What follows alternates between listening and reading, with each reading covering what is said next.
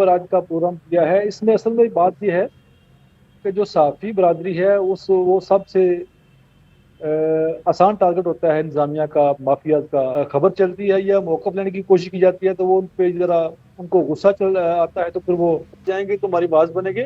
तो बेशुमार लोग ऐसे बेचारे हैं जिनके साथ इस तरह का जुल्म ज्यादती थानों में होती है और पुलिस उनके साथ ऐसा रवैया रखती है। तो ये बड़ा सवालिया निशान है जिली इंतजामिया के लिए कि जिनका काम था इस वाक़े को, नूरुल अहम कुरैशी साहबा हैं, वो बिल्कुल जो है वो महकमा हेल्थ के आगे दीवार बनकर खड़ी होगी कि महकमा हेल्थ को नहीं पूछा। स्टार्ट में आपको यही कहा है कि साफियों पर मुकदमा क्यों दर्ज होते हैं, इसीलिए है जो रोजाना की बुनियाद पर अपना दुश्मन पैदा कर रहा होता है किसी ना किसी के खिलाफ खबर चलाकर।